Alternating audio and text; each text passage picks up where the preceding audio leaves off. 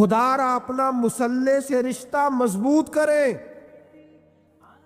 طاقتور مومن وہ ہوتا ہے جس کا مسلح سے رشتہ مضبوط ہوتا ہے، جسے دعا مانگنی آتی ہے، جسے رب کو منانا آتا ہے، جسے سجدے میں جانا آتا ہے۔ آپ دیکھیں نا، نبی پاک کی سیرت کو پڑھیں، سورج گرہن ہو گیا تو حضور نے مصلی بچھا لیا، بارش نہیں ہوتی تو مصلی بچھا لیا، بارشیں زیادہ ہوتی ہیں تو مصلی بچھا لی، ہر موقع پر نماز۔ یہاں تک کہ بدر کی رات جناب صدیق اکبر رضی اللہ تعالیٰ عنہ فرماتے، حضور نے صفیں سیدھی کرائی، لوگوں کی ڈیوٹیاں لگائی، کافر ساری رات گوشت بھون بھون کے کھاتے رہے، اور اللہ کے لاڈلے نبی ساری رات سجدے میں رہے۔ یا اللہ میں 313 لے کے آ گیا ہوں، اگر یہ ہلاک ہو گئے کون تیری عبادت کرے گا قیامت؟ ساری رات نماز پڑھی نبی پاک نے، ساری رات۔ میں کیسے آپ سے عرض کروں کہ ہمارا سجدہ کمزور ہے؟ محفلیں لمبی، نمازیں چھوٹی۔ خدا را واپس آؤ، اور خبردار وہ جو تمہیں ملنگ تلنگ ملتے ہیں، وہ جو کڑے اور وہ جو جناب، ان کو کہو مولا علی شیر خدا کا نام لیتے ہو۔ شیر خدا تو کہتے ہیں میں نے اللہ سے دعا مانگی ہے، یا اللہ جنت میں بھی نماز کی توفیق دینا۔ فرماتے ہیں میرا نماز کے بغیر دل ہی نہیں لگتا، نماز نہ ہوگی تو دن کیسے گزرے گا؟ کچھ دکھ نہ بندے کے بڑے ذاتی قسم کے ہوتے ہیں، بندہ کسی سے نہیں کہہ سکتا، کسی سے نہیں، میں دیانتداری سے کہتا ہوں، بڑے قریبی بندے سے بھی بندہ اپنا دکھ بیان نہیں کر سکتا۔ ہمارا دین بڑا خوبصورت ہے، ہمارے دین نے نا ہمیں دعا سکھائی ہے۔ کیا مطلب؟ جو کسی سے نہیں نہ کہہ سکتے اپنے رب سے کہہ دو، راز بھی رکھا جائے گا، رحمت بھی ہو جائے۔ عبادت سے رشتہ جتنا مضبوط ہو، جتنا زیادہ۔ ایک دوست مجھ سے کہنے لگے میرا نماز میں دل نہیں لگتا، تو میں نے انہیں کہا نماز دل کی عبادت نہیں، اللہ کی عبادت ہے۔ دل نہ لگے، پڑھنی پھر بھی ہے، دل کا کیا تعلق؟ دل تو کئی چیزوں کو کرتا ہے، کئی کو نہ بھی لگے۔ اور میں نے کہا ویسے آپ سے سچ بتاؤں، دل اگر صحیح کر کے کہیں لگتا ہے تو لگتا ہی نماز میں ہے۔ اگر وہ کہیں صحیح کر کے لگتا ہے نا، لگتا ہی نماز میں۔ اور نبی پاک علیہ السلام تو اس طرح تربیت کرتے نماز کی کہ ذہن کے قریب بات چلی جاتی، قریب۔ یہ دیکھیں نا، میرا مضمون مکمل ہو گیا، بات ختم کرنے لگا ہوں، آپ توجہ کیجئے گا میری بات پر۔ حضور نہ ذہن کے قریب کر کے بات کرتے، انسانی ذہن کے قریب بات ذہن میں اتر جاتی۔ سرکار صحابہ سے فرمانے لگے مجھے بتاؤ بھئی اگر کسی کے دروازے پہ نہر ہو اور وہ دن میں 5 بار غسل کرے، اس کے جسم پر کوئی میل رہ جائے گی؟ ایک تو نہر ہو، نہر کا معنی یہ کہ پانی کھلا ہو، پانی کی دقت کوئی نہیں، اور پھر بندہ بھی وہ نہ ہو جو سستی کرے، 5 وقت نہانے کا عادی ہو۔ دن میں بندہ 2 دفعہ بھی نہا لے، 1 دفعہ بھی نہا لے تو میل ہے۔ فرمایا جو دن میں 5 دفعہ نہائے میل رہ جائے گی؟ کہا یا رسول اللہ بالکل نہیں رہے گی۔ اب یہاں تک لوگ پہنچ گئے نا کہ آپ سوچیں اس بات کہ بندہ رہتا ہے نہر کے کنارے، سہولت موجود ہے 5 وقت غسل کرنے، فوراً حضور کبھی میل رہ ہی نہیں سکتی۔ تو حضور فرمانے لگے جو 5 نمازیں پڑھے اس کے ذمہ گناہ بھی کوئی نہیں رہتا،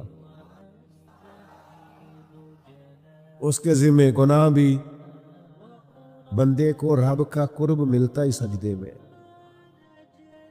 اور جو کہتا ہے نا میں عاشق رسول ہوں اور پھر بے نمازی ہے، اس کا عشق بھی ہماری سمجھ میں نہیں آتا۔ عاشق تو ملتا ہی محبوب کے دروازے پہ ہے، یہ کیسا عاشق رسول ہے کہ اس سے بیٹھ کے باتیں کرا لو، گپے کرا لو بڑی دیر، مذہبی عنوانات پہ گفتگو کرا لو، جتنی نماز کا ٹائم آتا ہے تو کام یاد آ جاتا ہے۔ یہ کیسا عشق ہے؟ نبی پاک نے تو فرمایا نماز میری آنکھوں کی ٹھنڈک، نماز کو آنکھوں کی۔ میں تو دوستوں سے کہتا ہوں نمازیوں کو عزت دینی شروع کرو۔ ساڈے خیر نال میلاد دا جلسہ بھی نا ਉਹਦੀ ਵੀ صدارت مالدار نہیں کرنی ہوندی، چاہے سارا سال مسیتے نہ ہوئے، کسی کو داڑھی ٹوپی لے کے آ جائے، صدارت مالدار نہیں کرنی۔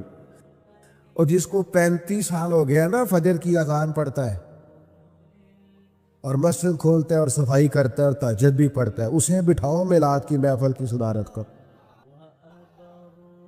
لیکن بندہ ماڑا ہوتا ہے نا باغ دیڑ والا، لہذا وہ صدارت لکھی جا سکتی۔ ناراض ہو گئے ہو جو کوئی گل نہیں، گل تو ٹھیک کی تھی میں،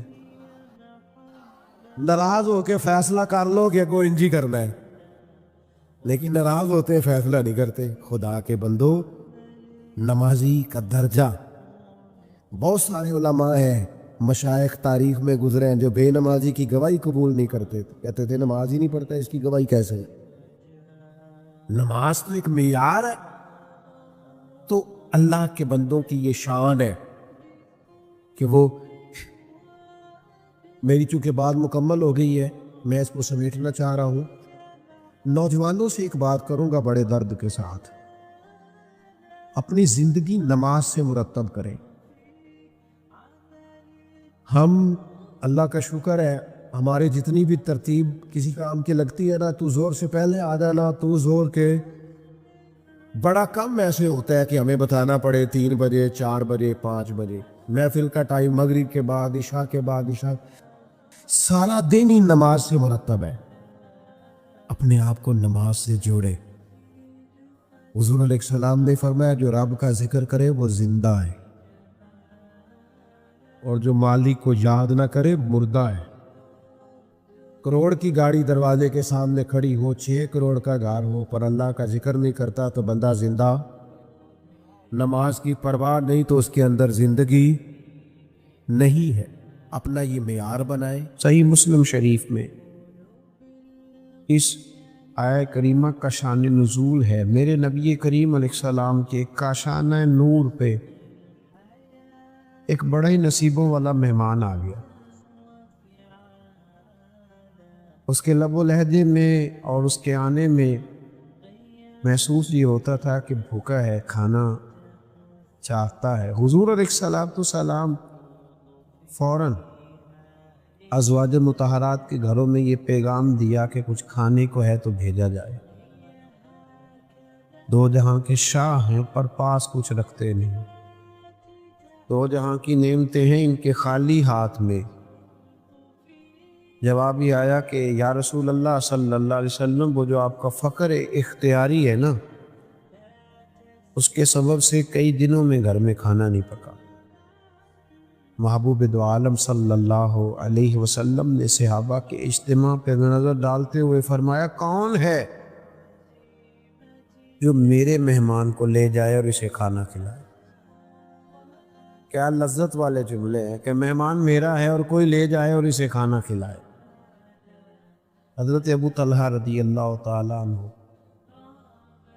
مزے کی بات یہ ہے کہ وہ زیادہ مالدار آدمی نہیں تھے، غریب آدمی تھے۔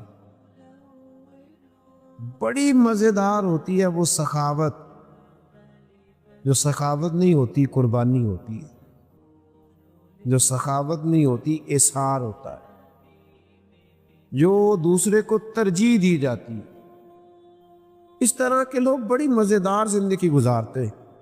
میں کہا کرتا ہوں کہ اظہار بہت اعلیٰ اخلاق کا نام۔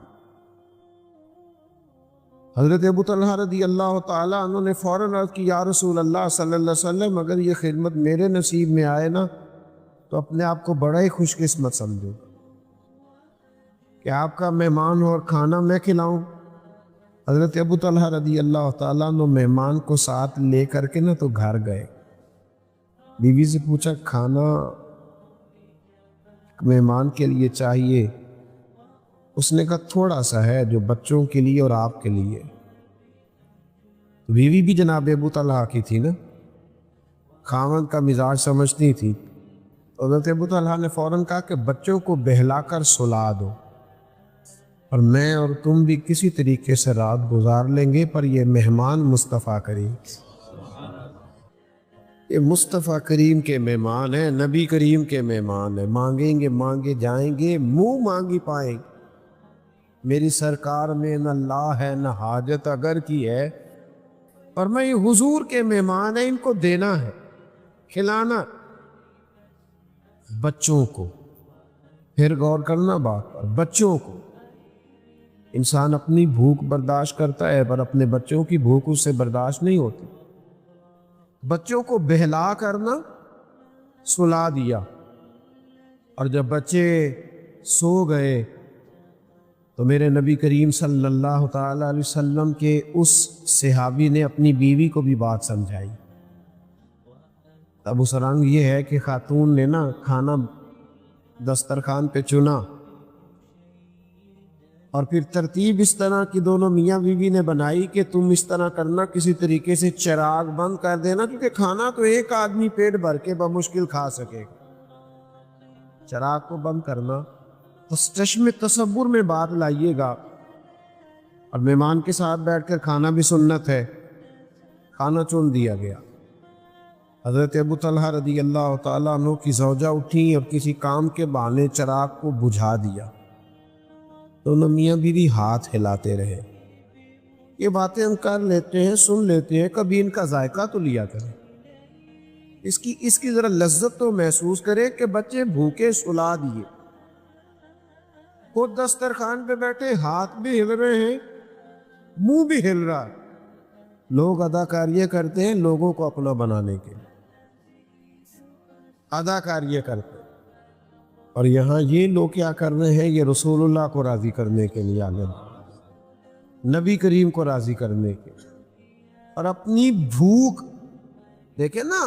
لوگ رو کے کہتے ہیں پیسہ ہوتا تو رو کے کہتے ہیں میرے پاس نہیں ہے، میرے پاس نہیں ہے، میں کچھ نہیں دے سکتا، اور ان کے پاس نہیں ہے پھر بھی کہہ رہے ہیں کہ لے لو، ہم تو دینا چاہ رہے ہیں. خود بھوکے سو لیں گے. میرے نبی کریم علیہ السلام کے غلام نے مہمان کو پیٹ بھر کے کھانا کھلایا. اور جب آپ اخلاص والا معاملہ کرتے ہیں نا، احسار والا معاملہ کرتے ہیں، تو پھر آپ کو دنیا سے ڈگری لینے کی ضرورت نہیں پڑتی. پھر وہ کمزور آدمی ہے جو یہ سوچتا ہے کہ مجھے لوگوں سے تھوڑی ڈگری لینی چاہیے، لوگ میری تعریف کرے کہ میں بڑا سخی ہوں.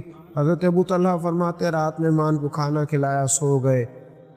صبح نماز کے وقت مرتب ترتیب کے ساتھ میں اٹھا، لیکن جب مسجد نبوی صلی اللہ علیہ وسلم نے پہلا قدم رکھا تو مجھے بتانا نہیں پڑا. نبی کریم علیہ السلام نے فرمایا ابو طلحہ، تیرا اور تیری بیوی کا رات والا عمل خدا کو بھی بڑا پسند آیا ہے، اور محمد مصطفیٰ کو بھی بڑا صلی اللہ علیہ وسلم بڑا پسند آیا ہے عمل رات. فرمایا اللہ نے قرآن نازل کر دیا، رب فرماتا ہے وَيُؤْثِرُونَ عَلَىٰ أَنفُسِهِمْ وَلَوْ كَانَ بِهِمْ خَصَاصَةٌ. فرمایا وہ لوگ اپنی ذات پر دوسروں کو ترجیح دیتے تا چاہے انہیں شدید حاجت ہی کیوں نہ ہو. شدید، لیکن نا مزہ بھی اسی چیز کا ہے. اگر کچھ تھوڑا سا سائد سے نکال کے آپ کسی کو دے بھی دیں تو یہ کمال تھوڑا ہے. میرے پاس پڑے ہوئے تھے 50,000 تو میں نے 2,000 خرچ کر دیے تو یہ کمال تھوڑا ہے.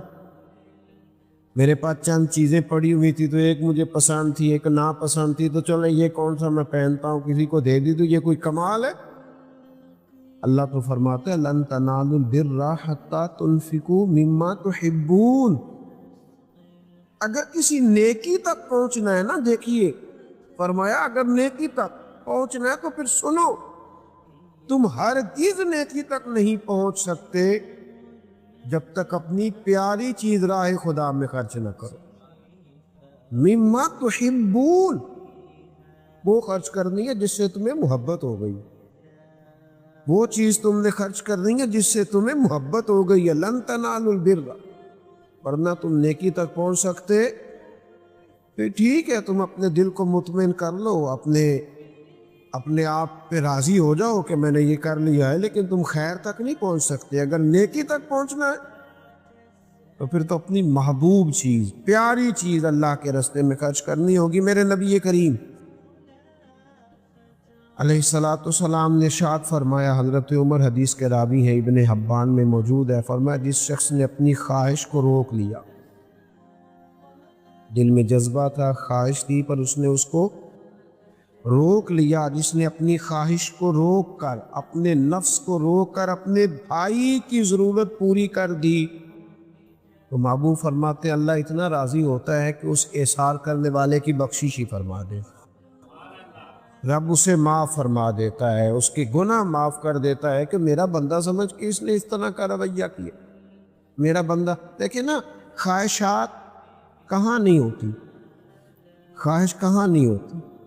یہ نفس تو ایک ایسا گھوڑا ہے کہ آپ اس کی ایک بات مانیں تو سمجھ لیں کہ ایک لگام اس کی ڈھیلی ہو گئی، پھر یہ فٹافٹ دوسری بھی ڈھیلی کرنے کی کوشش کرے، ایک کے بعد دوسری، دوسری کے بعد تیسری۔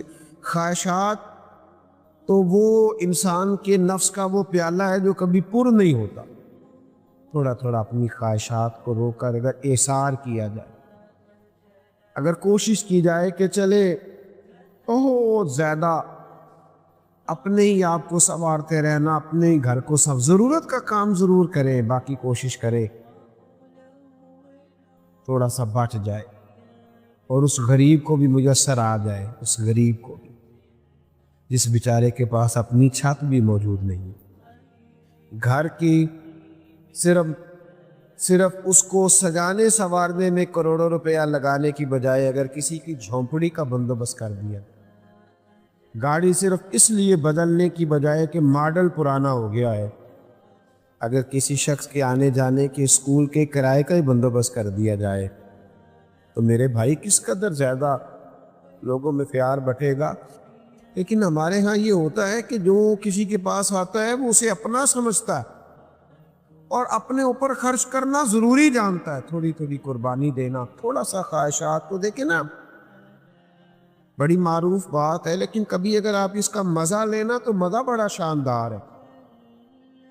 گوشت جن گھروں میں کم پکتا ہے، جن غریبوں کے ہاں کبھی کبھی آتا ہے، وہاں بڑی لذت سے کھایا جاتا ہے۔ مدینے کے اندر کچھ علاقوں میں غربت تھی، گوشت آئے اور کبھی آئے تو بڑی جو ہے وہ لذت کے ساتھ استعمال ہوتا ہے۔ نبی پاک علیہ السلام نے بھی فرمایا اپنے گوشت کی خوشبو سے اپنے پڑوسیوں کو تکلیف نہ دینا۔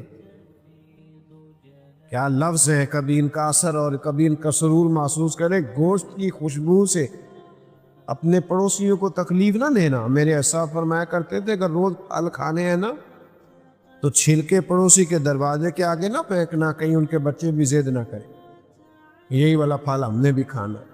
پتہ نہیں بیچارے کا باپ لا کے دے سکتا ہے کہ نہیں لا کے دے سکتا۔ تو ایک بکری کی سری ایک صحابی نے کسی کے گھر میں بھیجی، اب یہ کبھی کبھی گوشت آیا ہے ہاتھ میں تو وہ پکتا ہے، اس کی ایک لذت ہے، اس کا ایک سرور ہے، وہ کھانا تھوڑا زیادہ کھایا جاتا ہے۔ اس کے گھر میں جب سری آئی ہے اس دل میں خیال آیا یار میں تو غریب ہوں ہی، یہ جو میرے ساتھ میں پڑوسی رہتا ہے نا مجھے اس کے حال کا پتہ ہے۔ آج ہمیں پڑوسی کی بیوی اور اس کے بچوں کی حرکتوں کا پتہ ہوتا ہے پر ان کی غربتوں کا پتہ نہیں ہوتا۔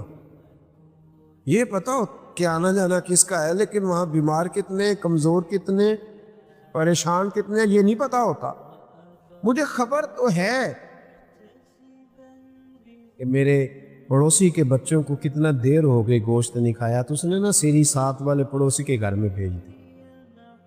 جب اس کے گھر میں آئی تو ماں باپ نے میٹنگ کی، بچوں کو بٹھایا، کہا تحفہ تو ہمیں ملا ہے، کھا تو ہم سکتے ہیں، لیکن تمہیں پتہ ہے ہمارے ساتھ والے گھر میں کچھ بیمار لوگ بھی رہتے، تو بیمار کو اگر تھوڑا سا گوشت کا شوربہ پینے کو ملے گا تو اس کی دل کو تسلی ہوگی۔ بکری کی سری تیسرے گھر میں گئی، تیسرے نے چوتھے کے گھر میں بھیج دیا، چوتھے نے پانچویں کے اور پانچویں نے چھٹے نے، اور جب چھٹے نے اس کو دیکھا تو اس نے کہا یار دیکھو گوشت تو گھر میں آ ہی جاتا ہے، لیکن نیکی کا موقع کبھی کبھی ہاتھ آتا ہے، کسی اور کو نہ دے دوں۔ اس نے دوبارہ پلٹ کے نہ 7ویں کو دے دی، اور جب 7ویں کے ہتھی آئی تو اس نے دیکھی اوہو تو بڑے سارے گھروں میں ہو کے آئی ہے۔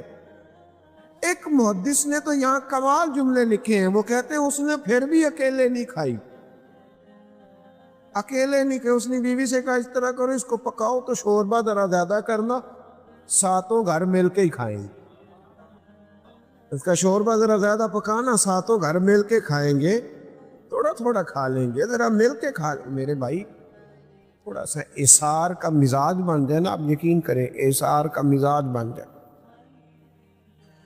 تو بہت ساری غربتیں ویسے ہی تقسیم۔ میرے صاحب رحمۃ اللہ تعالیٰ علیہ فرمایا کرتے تھے کہ بیٹا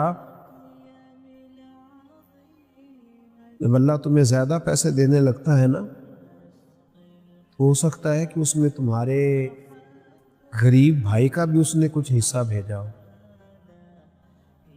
اور جب اگلے مہینے تمہیں تھوڑے سے اور زیادہ عطا کرے تو ہو سکتا ہے تمہاری بیمار بہن کا بھی اس میں حصہ ہو، اور فرمایا جب اس سے اگلے مہینے تمہیں کچھ اور تھوڑے زیادہ دینا تو ہو سکتا ہے تمہارے کسی غریب دوست کا بھی اس میں حصہ ہو۔ جب یہ نظریہ ہوگا نا کہ میں دیتا جاؤں گا تو عرش کا مالک بھی مجھے نوازتا جائے گا، تو پھر انسان کے اخلاق بڑی بلندیوں پہ جاتے ہیں۔ میں نے شروع میں کہا یہ وہ والی نیکی ہے جو روح کو سفر کراتی ہے، جو ٹھنڈک دیتی ہے، جو محبت فراہم کرتی ہے۔ دیکھیے نا کمال کی بات، بخاری مسلم میں صحابہ کرام علیہ رضوان تشریف فرمائے، حضرت سہل بن سعد رضی اللہ تعالیٰ عنہ فرماتے ایک عورت آئی اور وہ نبی پاک علیہ السلام سے کچھ عرصہ پہلے نا اجازت لے کے گئی تھی کہ یا رسول اللہ صلی اللہ علیہ وسلم میرا دل کرتا ہے آپ کے لیے ایک چادر نہ بنا کے لاؤں، ایک کرتا نہ بنا کے لاؤں۔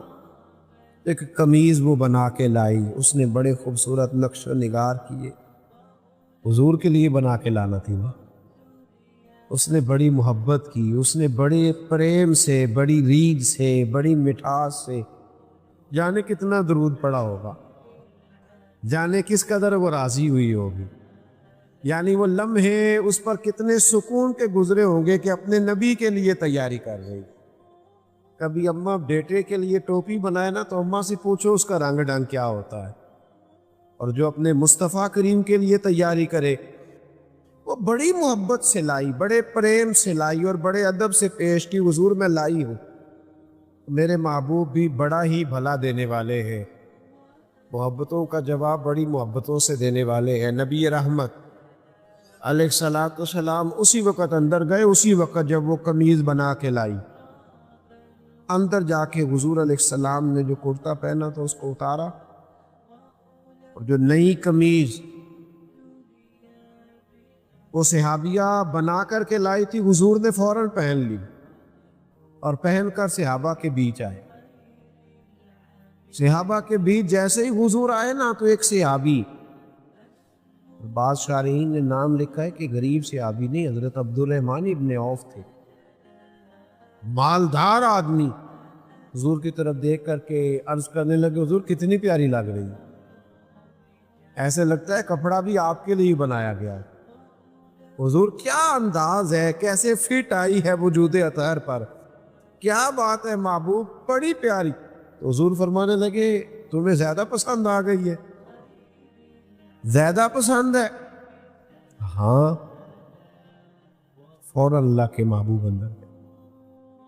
دیکھنا یہ خاصا مشکل کام ہوتا ہے۔ میں نے کہا کہ چیز کوئی پرانی ہو جائے تو بچتی ہے، نئی ہو اور پھر ہمیں پسند ہو اور پھر زمانہ تعریف کرے اور اس کو کسی کو دے دیا جائے، اتنا آسان نہیں ہوتا۔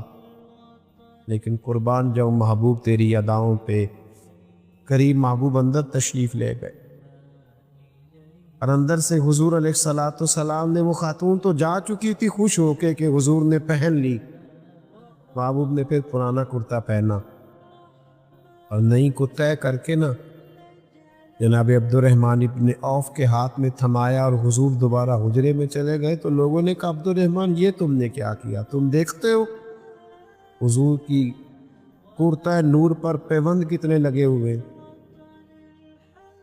हुजूर तो कबूल ही नहीं फरमाते। सहाबा इकराम जब कहते हैं तो किसी पर बोझ बनना पसंद ही नहीं फरमाते। तो आज अगर महबूब ने कबूल फरमाया, तुमने तलब कर लिया, तुम्हें ऐसा ना करना चाहिए था। जनाब अब्दुल रहमान ने भी जो जवाब दिया वो भी बड़ा कमाल है, रो पड़े। फरमाने लगे तुम्हारा क्या ख्याल है, पहनने के लिए ली है, ये तो हुजूर के वजूद से लग गई है। अब मरते वक्त घर वालों को वसीयत करूंगा कि इसमें मुझे कफन दे दिया जाए। पसे मुर्दन फरिश्तों ने जो तलाशी ली तो क्या निकला, फकत एक दिल के गोशे से ख्याल मुस्तफ़ा निकला। मैं तो वसीयत करूंगा कि मुझे इसमें कफन दिया जाए। भाइयों, इशार का जब जज्बा पैदा होता है, इशार का जब शौक पैदा होता है, तो फिर ये तवज्जो लग जाती है। ये वो काम है जो आपके दिल को बड़ा करार अता करता है, जो तबीयत को बड़ा ठंडा। आप सुबह तजर्बा करके देखें, सुबह कि जब आप लोगों से हासिल करने का मिजाज बनाएंगे ना कि मैं किसी न किसी तरीके से आने वाले से कुछ लूट लूँ, तो आपको तकलीफ होगी। और अगर जहन बन जाए ना कि मेरी वजह से किसी का फ़ायदा हो जाए, तो अल्लाह ताला रूह को सुकून अता फरमाए, आंखों को ठंडा करेगा, सुकून देगा। और जब ये ज़ौक़ पैदा होता है ना, तो फिर सिर्फ अपने बच्चे नज़र नहीं आते, फिर सबके बच्चे अपने बच्चे ही महसूस होते। फिर हर गरीब का बच्चा प्यारा लगता है। फिर इंसान सिर्फ अपने के हाथ में ही 100 का नोट नहीं थमाता, दूसरे भी उसे दिखाई दे। फिर वो प्यार बांटता है, फिर वो मोहब्बत बांटता है। और जिस तरह वो अपने बच्चे के बीमार होने पर रो पड़ता है ना, किसी और की तकलीफ को भी महसूस करता है, तो ये दर्द बराबर का क्या अंदाज है। हज़रत मौला कायनात शेर खुदा करम अल्लाह ताला वजहुल करीम फरमाते हैं कि हथेलियाँ घिस गई थी सैयदा फातिमा की काम कर कर, छाले पड़ गए। फरमाते मैं नबी करीम अलैहिस्सलाम की खिदमत में लेकर के गया, कुछ कनीज़ें आई थी माले गनीमत से, खुद्दाम आए थे, या रसूलल्लाह एक कनीज़ मिल जाए।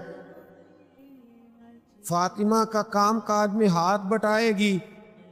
मेरे नबी करीम अलैहिस्सलाम ने जो जवाब दिया ना, अबू दाऊद शरीफ में मौजूद है, वो आबे ज़र से भी ज़्यादा कोई आला चीज़ हो तो उससे लिखने के काबिल है।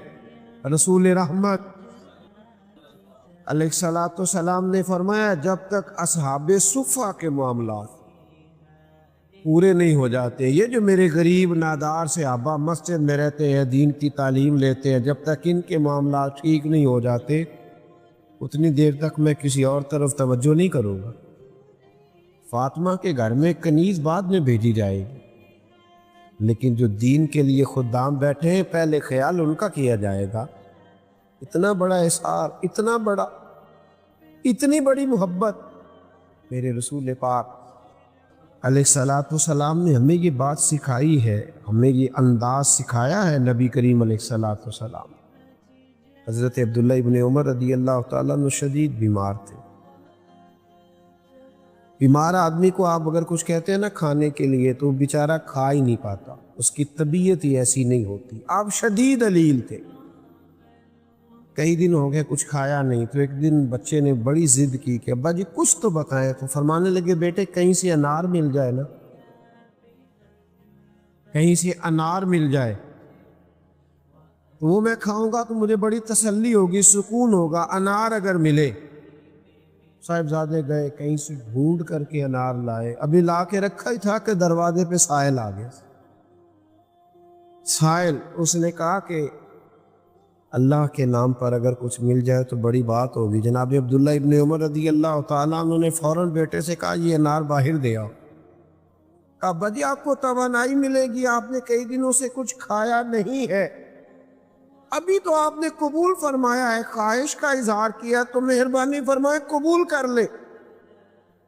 फरमाया नहीं भाई, साहिल को दे दो। 2-3 दफ़ा जब कहा तो बच्चे को डांटा। फरमाया जब मैं तुम्हें कह रहा हूँ तो दे दो। अब साहिल को जब दे दिया ना, बेटा वापस आया तो अजीब लफ्ज़ कहे हज़रत अब्दुल्ला इब्न उमर ने اور میں نے کہا بیٹا انار کھا کے شاید مجھے اتنی توانائی نہ ملتی جتنی اس سائل کو دے کے اللہ نے میرے روح کو سکون عطا فرمایا. نہ اس کو دے کر اللہ نے سکون دیا، کھانے کے بعد شاید مجھے اتنا نصیب نہ ہوتا.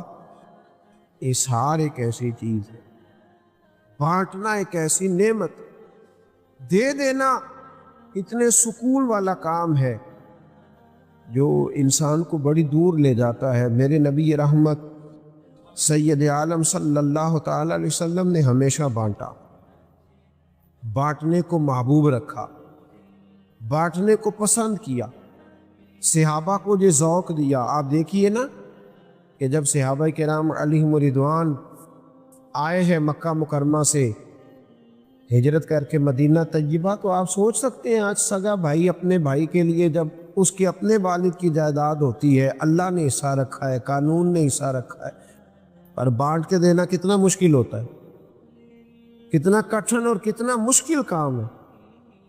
لیکن جب نبی پاک علیہ السلام نے کہا نا انصار سے کہ مہاجر تمہارے بھائی ہیں، تو انہوں نے ہر چیز بانٹ کے دے دی. گویا ہر چیز بانٹ کے، میرے لفظوں پر غور کریں، ہر چیز بانٹ کے دے دی، رسی رکھ کے ہر چیز بانٹ کے دی، اور کہا کہ جس طرح ہم مالک ہیں اسی طرح تم بھی مالک. کائنات میں یہ عجیب جذبہ لوگوں نے دیکھا کہ صحابہ نے بانٹ کے دیا، احسار کیا. اسی کا فائدہ یہ تھا کہ پھر وہ محبتیں پروان چڑھی. پھر لوگ پہچان نہیں پاتے تھے کہ ان میں مہاجر کون ہے اور انصار کون. پھر ان کی رشتہ داریاں ہوئیں، پھر تعلقات مضبوط ہوئے. لالچ سے رشتے ٹوٹ جاتے ہیں، احسار کرنے سے رشتے مضبوط ہو جاتے ہیں، بانٹنے سے رشتے بڑھ جاتے. اس لیے بانٹنے کی کوشش کریں، احسار کرنے کی کوشش کریں. میرے نبی کریم علیہ السلام کے صحابہ تو ہر وقت احسار کرتے، ہر وقت احسار کرتے. شدید ذلیل ہوتے تو احسار کرتے، کمزور ہوتے تو احسار کرتے. کچھ چیزیں ایسی ہیں جب ہم کتابوں میں پڑھتے ہیں تو حیران ہو جاتے ہیں. بیماری میں بھی احسار ہے، کفن میں بھی احسار ہے، قبر کی جگہ میں بھی احسار. تبوک کے موقع پر 6-7 صحابہ زخمی حالت میں پڑے تھے، شدید زخمی حالت. خدا نہ خواستہ جب کئی لوگ اکٹھے زخمی ہو جائیں تو ہر ایک کی خواہش نہیں ہوتی کہ پہلے مجھے ہاسپٹل پہنچایا جائے، پہلے مجھے ضرورت ہے. تو ایک صحابی کہتے ہیں کہ میں پانی لے کے نا زخمیوں کے پاس گیا. ایک زخمی کرا رہا تھا، اس کو کہا پانی پی لو. تو اس نے کہا یار میرے اندر تو قوت برداشت ہے، لیکن جو ساتھ میرا بھائی صحابی لیٹا ہے نا اس کو زیادہ ضرورت ہے. کہتے ہیں جب اس تک پانی لے کے گیا تو اس نے کہا میں برداشت کر لوں گا، ساتھ والا بوڑھا ہے اور زخم بھی زیادہ ہے. کہتے ہیں جب اس تک پانی لے کے گیا تو اس نے مجھے چوتھے تک بھیج دیا. چوتھے کے پاس گیا تو وہ کہنے لگا وہ ان چاروں نے جس کا کلمہ پڑھا ہے نا میں نے بھی اسی رسول کا پڑھا ہے، میرے اندر بھی وہی جذبہ ہے. اگلے کو یعنی زخمی حالت میں، زخمی حالت میں. تب تک ان باتوں کو صرف سنا جائے گا اور ہم یہ شوق نہیں پیدا کریں گے کہ یہ کام کر لینا چاہیے. کہا میں 7 تک لے کے گیا، اور جب میں 7ویں کے پاس کھڑا تھا تو وہ ہچکیاں لے رہے تھے موت کی، اور مجھے کہہ رہے تھے کہ وہ پہلے کو پانی پلا دے، وہ زیادہ کمزور ہے. کہتے میں پانی لے کے پہلے کے پاس آیا تو روح پرواز کر گئی. دوسرے کے قریب آیا تو جنت کی طرف سفر مکمل ہو گیا. تیسرے کے پاس آیا تو شہادت کا درجہ مل گیا. چوتھے کے پاس آیا تو وہ بھی درود و سلام پڑھتا. روح حضرت سیدنا اسرائیل کے حوالے کر رہا تھا. کہتے 7 چلے گئے، پانی کا پیالہ میرے ہاتھ میں تھا. میں کبھی پیالہ دیکھتا، کبھی ان جانے والوں کو دیکھتا، اور پھر میرے لبوں پہ محمد عربی کا درود و سلام ہی جاری ہو گیا. رسول اللہ صلی اللہ علیہ وسلم کا درود و سلام جاری ہوا. کیا تربیت فرمائی ہے، کیا انداز اختیار کیا ہے. اگر آپ زیادہ توجہ فرمائیں میرے